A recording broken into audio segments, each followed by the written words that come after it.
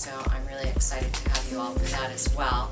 I know Alfred's had real dreams to see existential analysis spread in North America, so this is really exciting for us. These 3-day introductions, it's of course designed to introduce you to a bit of the themes, the main themes, the theoretical perspective, the way that we approach not only clinical work, but also just approach life in itself. Don't think you're just going to be sitting and listening and lecturing. You're going to be very busy participating. It's a great training, and I'm really delighted to have you. And this will become hopefully the first USA cohort to go on for our 2-year training, which you'll find out more about as the weekend progresses. I'm looking forward to anything that I can learn here, and I hope to get more meaning in my life and to help other people to get more meaning in their lives. I don't know whether, well, that's everything I can say. I read Viktor Frankl's book several times a million years ago, and I was always moved by the fact that in the face of such horror, that he still found his own dignity.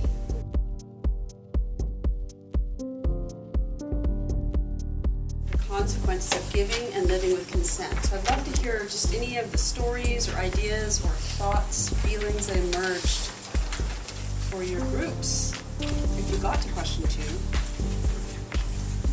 For me personally, like I chose the inner consent of something that would normally give me a lot of anxiety, but instead I'm having much less anxiety about it. Just graduated from Antioch yesterday, and I took more notes in the first half of the day than I took the cumulative. In all your years at We had a discussion yesterday where the term inherent meaning came up, and my question is, does existential analysis presuppose a provided or pre-existing intrinsic meaning within a person that has to be discovered, or does it more so approach that meaning should be defined by each person based on their own ideals and values? A mother speaks very angrily at her son.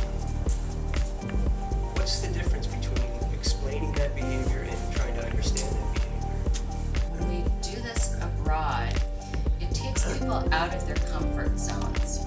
And when you're not in your home turf and you're somewhere else that they speak another language and the smells and the sights and you're in a different place, I think you become more open and maybe a little bit vulnerable, and we really get deep quite quickly. Despite of any religion or political party or system, we try to help human being to become more human.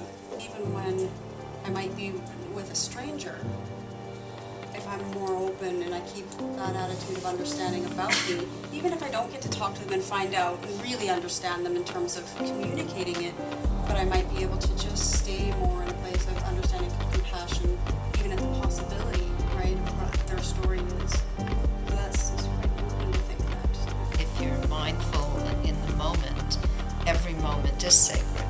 And if you can be mindful and in that space, you can be aware of the sacredness of that moment. Then it won't feel quite so mundane.